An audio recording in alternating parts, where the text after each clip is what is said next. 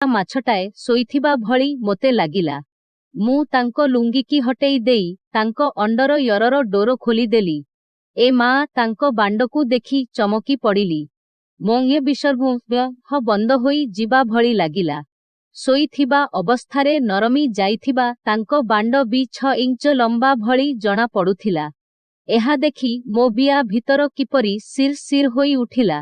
ଭାବିଲି, ନରମି ଥିବା ଅବସ୍ଥାରେ ତ ଏଡ଼େ ବଡ଼ ଜଣା ପଡ଼ୁଛି, ଶକ୍ତ ହୋଇ ଠିଆ ହେବା ବେଳେ କେତେ ବଳଣ ହେବ। ବାଣ୍ଡକୁ ଠିଆ କରି ଦେଖିବି ବୋଲି ଭାବିଲି। ବାଣ୍ଡକୁ ଧୀରେ ହାତରେ ଧରି ପାଟିରେ ପୂରେଇ ଟିକିଏ ଓଦା କରିଦେଲି ଏବଂ 2 ହାତରେ ଧରି ମୁଠି ମାରିଲି। ବାଣ୍ଡରେ ଯେପରି ବିଦ୍ୟୁତ୍ ପ୍ରବାହିତ ହୋଇଗଲା। ବାଣ୍ଡଟା ଫୁଲି ଉଠି ଠିଆ ହୋଇ ଯାଇ ପାଖାପାଖି 12 ଇଞ୍ଚ ଲମ୍ବା ହୋଇଗଲା। ମୁଁ ତ କରି ପାରୁନଥିଲି। ପୁଣି ଭାବିଲି, ଏଇଟା ଯଦି ମୋ ବିଆ ଭିତରେ ପଶେ ତାହେଲେ କେଉଁ ପର୍ଯ୍ୟନ୍ତ ପଶିବ। ମୁଁ ମୋ ଶାଢ଼ୀ ଓ ସାୟା ଖୋଲି ଅଲଗା ରଖି ଦେଲି ଏବଂ ଉପରୁ ମାପିବା ପାଇଁ ଚେଷ୍ଟା କଲି। ଦେଖିଲି, ଏହା ମୋ ବିଆ ଠାରୁ ତଳି ପେଟ ପର୍ଯ୍ୟନ୍ତ ଲମ୍ବୁଛି। ଏହା ଦେଖି ତମ ହୋସ ଉଡ଼ିଗଲା। ବାପରେ, ଏବେ ବଡ଼ ବାଣ୍ଡକୁ ଶାଶୁ କେମିତି ସମ୍ଭାଳୁଛନ୍ତି। ଏ ବାନ୍ ଯଦି ମୋ ବିଆରେ ପଶେ, ତାହେଲେ ମୋ ବିଆକୁ ତ ଫଟେଇ ଦେବ। ମୁଁ ବାଣ୍ଡକୁ ଛାଡ଼ି ଚାଲି ଯିବାକୁ ବାହାରିଲି। କିନ୍ତୁ ଶ୍ୱଶୁରଙ୍କ ହାତଟା ମୋ ଜଙ୍ଘ ଉପରେ ପହଞ୍ଚିଥିବା ଦେଖିଲି। ସେ ମୋ ଜଙ୍ଘକୁ ଜୋରରେ ଜାବୁଡ଼ି ଧରିଥିଲେ। ତାଙ୍କ ଆଖି ଖୋଲା ଥିଲା। ସେ ମୋତେ ଚାହିଁ ମୁରୁକି ହସୁଥିଲେ। ସେ କହିଲେ, ବୋହୂ, ମାପ ତ କଲୁ, ଏବେ ଭିତରକୁ ନେଇ ଟିକିଏ ଦେଖ, କେମିତି ମଜା ଲାଗିବ। ମୁଁ ଡରିଗଲି ଏବଂ ସେଠାରୁ ପଳେଇବାକୁ ଚାହିଁଲି। କିନ୍ତୁ ଶ୍ୱଶୁର ମୋତେ ଧରି ପକେଇ ବେଡ଼ ଉପରେ ଶୁଆଇ ଦେଲେ। 2 ହାତରେ ମୋ ଦୁଧକୁ ମୁଠେଇ ଚିପିବାକୁ ଲାଗିଲେ। ଏତେ ବଡ଼ ଓ ମୋଟା ବାଣ୍ଡ ଦେଖି ଆଉ ଶ୍ୱଶୁରଙ୍କ ବଳିଷ୍ଠ ହାତର ଦୁଧ ଚିପା ମୋତେ ପୂରା ସମ୍ମୋହିତ କରିଦେଲା। ମୋ ବିଆ ଭିତର ବିଆରସ୍ରେ ଓଦା ହୋଇଗଲା। ମୁଁ ତାଙ୍କୁ ରୋକିବା ପାଇଁ ଚେଷ୍ଟା କଲି। କିନ୍ତୁ ଶ୍ୱଶୁର ମୋ କଥା ଶୁଣିଲେ ନାହିଁ ଏବଂ ମୋ ବ୍ଲାଉଜ ଓ ବ୍ରାକୁ ବାହାର କରି ଫୋପାଡ଼ି ଦେଲେ। ମୋର ଗୋଟାଏ ଦୁଧକୁ ପାଟିରେ ପୂରେଇ ଚୋଷିବାକୁ ଲାଗିଲେ। ମୁଁ ତ ପାଗଳୀ ଭଳି ହୋଇଗଲି। ଶ୍ୱଶୁର ମୋ ବିଆ ଭିତରେ ଗୋଟାଏ ଆଙ୍ଗୁଠି ପୂରେଇ ଭିତର ବାହାର କରିବାକୁ ଲାଗିଲେ। କିଛି ସମୟ ଏପରି କରିବାରୁ ମୋ ବିଆ ଭିତର ପୂରା ଓଦା ହୋଇଗଲା। ଶ୍ୱଶୁର ମୋ 2 ଗୋଡ଼ ମଝିକୁ ଚାଲି ଆସିଲେ ଏବଂ ମୋ ବିଆକୁ ଜୋରରେ ଚାଟିବାକୁ ଲାଗିଲେ। ମୋତେ ଜଣାଗଲା ମୋ ବିଆରୁ ବିଆରସ ବାହାରିଯିବ। ମୁଁ ଇଚ୍ଛା ନ କରି ବି ଶ୍ୱଶୁରଙ୍କ ବାଣ୍ଡକୁ ମୁଠେଇ ଧରିଲି ଏବଂ ଜୋରରେ ଆଗପଛ କରିବାକୁ ଲାଗିଲି। ସେତେବେଳେ ଶ୍ୱଶୁରଙ୍କ ବାଣ୍ଡ ଗୋଟାଏ ମୋଟା ଲୁହା ଛଡ଼ ଭଳି ଲାଗୁଥିଲା। ହଠାତ୍ ଶ୍ୱଶୁର ତାଙ୍କ ବାଣ୍ଡକୁ ହାତରେ ଧରିଲେ ଏବଂ ମୋ ଓଦା ବିଆର ଦାଣା ଉପରେ ଘଷିବାକୁ ଲାଗିଲେ। ମୋର ତ ଜୀବନ ବାହାରିଗଲା। ମୋ ମୁହଁରୁ ଉତ୍ତେଜକ କାମୁକ ଚିତ୍କାର ବାହାରିବାକୁ ଲାଗିଲା। ବିଆ ଭିତରୁ ଗରମ ଲାଭା ବାହାରକୁ ଆସିବା ପାଇଁ ଲାଗିଲା ଏବଂ 5 ମିନିଟ୍ ପରେ ମୋ ବିଆ ଭିତରେ ତ ବର୍ଷା ହେବାକୁ ଲାଗିଲା। ଶ୍ୱଶୁର ମୁରୁକି ହସି ମୋତେ ଚାହିଁଲେ।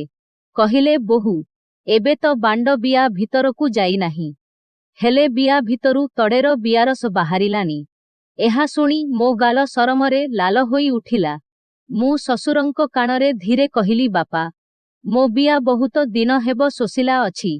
ପ୍ଲିଜ, ତା ଶୋଷ ମେଣ୍ଟେଇ ଦିଅ। ଶ୍ୱଶୁର ସ୍ନେହରେ ମୋ ଓଠରେ ଚୁମା ଦେଲେ ଏବଂ ପୁଣି ମୋ ବିଆକୁ ଚାଟିବାକୁ ଲାଗିଲେ। ତାଙ୍କ ଜିଭକୁ ମୋ ବିଆ ଭିତରେ ବୁଲେଇବାକୁ ଲାଗିଲେ। ହଠାତ୍ ସେ ତାଙ୍କ ଜିଭକୁ ମୋ ବିଆ ଦାଣା ଉପରେ ଲଗେଇଲେ ଏବଂ ଜୋରରେ ଚୋଷିଲେ। ମୋ ମୁହଁରୁ ଜୋରରେ ଚିତ୍କାର ବାହାରିଲା। ଉଃ ମା, ଆହୁରି ଚୋଷ। ଶ୍ୱଶୁର 2ଟା ଆଙ୍ଗୁଠି ବିଆ ଭିତରେ ପୂରେଇ ଦେଇ ବାହାର ଭିତର କଲେ ଏବଂ ମୋ ବିଆ ଦାଣାକୁ ଚୋଷିବାକୁ ଲାଗିଲେ। ମୋ ବିଆରେ ତ ନିଆଁ ଲାଗିଗଲା। ଲାଗୁଥିଲା ପୁଣି ଥରେ ମୋ ବିଆରୁ ବିଆରସ ବାହାରିଯିବ।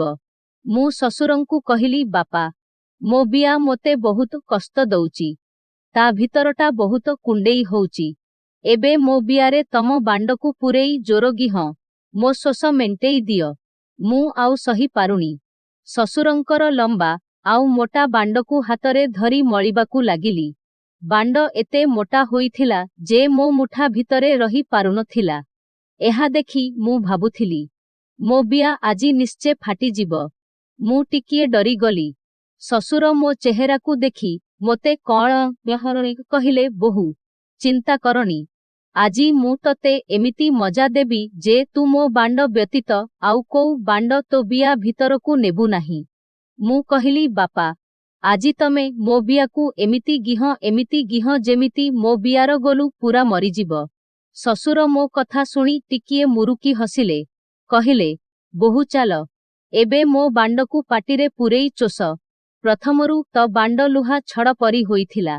ମୁଁ ବାଣ୍ଡକୁ ଚୋଷିବାକୁ ଲାଗିଲି। ଶ୍ୱଶୁର ପୁରା ଜୋଶରେ ଆସିଗଲେ। ସେ ମୋ ପାଟିରେ ବାଣ୍ଡ ପୂରେଇ ଗେହିବାକୁ ଲାଗିଲେ। ମୋର ନିଶ୍ୱାସ ବନ୍ଦ ହୋଇଯିବା ଭଳି ଲାଗିଲା। କିଛି ସମୟ ଏହିପରି କରିବା ପରେ ଶ୍ୱଶୁର ତାଙ୍କ ବାଣ୍ଡକୁ ମୋ ପାଟିରୁ ବାହାର କରି ନେଇ ମୋ ବିଆ ମୁହଁରେ ଲଗେଇ ଧୀରେ ଭିତରକୁ ଦାବିଲେ। ପଚ୍ ଶବ୍ଦ କରି ବାଣ୍ଡର ଟୋପିଟା ବିଆ ଭିତରକୁ ପଶିଗଲା। ଆଉ ଶ୍ୱଶୁର ଗୋଟାଏ ଜୋର ଠେସ ମାରିବାରୁ ବାଣ୍ଡ ପ୍ରାୟ 3-4 ଇଞ୍ଚ ଭିତରକୁ ପଶିଗଲା। ମୋର ତ ଜୀବନ ବାହାରିଗଲା। ଶ୍ୱଶୁର ପୁରୁଣା ଖେଳାଳି। ବାଣ୍ଡକୁ ପୁରା ଭିତର କୋଣ ପୂରେଇ ଧୀରେ ଧୀରେ ଠେସ ମାରିବାକୁ ଲାଗିଲେ। ବାଣ୍ଡ ବହୁତ ମୋଟା ଓ ଶକ୍ତ ଥିଲା, ଯାହା ମୋ ବିଆରେ ପୁରା କଷି ହୋଇ ପଶିଥିଲା। ସେ ତାଙ୍କ ବାଣ୍ଡକୁ ବାହାର ଭିତର କରି ଚାଲିଲେ। କିଛି ସମୟ ଏହିପରି ଗେହିବା ପରେ ସେ ମୋ ଗାଣ୍ଡି ତଳେ ଗୋଟିଏ ତକିଆ ଦେଲେ, ଯାହା ଫଳରେ ମୋ ବିଆ ଉପରକୁ ଟେକି ହେଇଗଲା ଓ ବିଆର ମୁହଁ ଟିକିଏ ଖୋଲିଗଲା। ସେ ତାଙ୍କ ବାଣ୍ଡକୁ ମୋ ବିଆର ବାଟରେ ରଖି ମୋ ଅଣ୍ଟାକୁ ଧରି ଗୋଟାଏ ଜୋର ଠେସ ମାରିଲେ। ଶ୍ୱଶୁରଙ୍କର ପୁରା ବାଣ୍ଡଟା ମୋ ବିଆକୁ ଫାଡ଼ି ବିଆ ଭିତରର ଶେଷ ଅଂଶରେ ଯାଇ ବାଜିଲା। ମୋ ଦେହ ଉତ୍ତେଜନାରେ ଭରିଗଲା। ମୁଁ ତାଙ୍କ ଛାତିରେ ଚାପି ହୋଇଗଲି। ମୋ ପାଟିରୁ ବାହାରି ପଡ଼ିଲା, ଓଃ ହାୟ, ଏବେ ମଜା ଲାଗିଲା। ବାସ୍, ବାପା ଏମିତି ଗିହନ୍ତୁ, ବହୁତ ମଜା ଲାଗୁଛି। ତାପରେ ସେ ମୋ 2 ଗୋଡ଼କୁ ଉପରକୁ ଉଠେଇଲେ ଏବଂ ମୋ ବିଆ ଭିତରେ ତାଙ୍କ ବାଣ୍ଡକୁ ତୀବ୍ର ଭାବରେ ଭିତର ବାହାର କରିବାକୁ ଲାଗିଲେ। ମୋ ବିଆ ଭିତରେ ତାଙ୍କ ବାଣ୍ଡ ଯାଆ ଆସ କରିବା ବେଳେ ଫଚା ଫଚ୍ ଆବାଜ ଶୁଭୁଥିଲା। ମୋ କାମ ଉତ୍ତେଜନା ଏତେ ତୀବ୍ର ହୋଇ ଯାଉଥିଲା ଯେ ମୋ ସାରା ଦେହ ଥରି ଉଠୁଥିଲା। ଆନନ୍ଦରେ ମୋ 2 ଆଖି ବନ୍ଦ ହୋଇ ଯାଉଥିଲା। ମାଛ ପରି ମୋ ଦେହ ଛଟପଟ ହେଉଥିଲା। ମୋର ହୋଶ ନଥିଲା। ଶ୍ୱଶୁରଙ୍କ ବାଣ୍ଡ ମୋ ବିଆ ଭିତରକୁ ଯିବା ବେଳକୁ ମୁଁ ମୋ ଅଣ୍ଟାକୁ ଉଠେଇ ବାଣ୍ଡକୁ ଭିତର ପର୍ଯ୍ୟନ୍ତ ନେଇ ଯାଉଥିଲି। ବାଣ୍ଡର ସବୁ ଆଘାତର ଜବାବ ମୁଁ ମୋ ଗାଣ୍ଡିକି ଉପରକୁ ଉଠେଇ ଦେଉଥିଲି।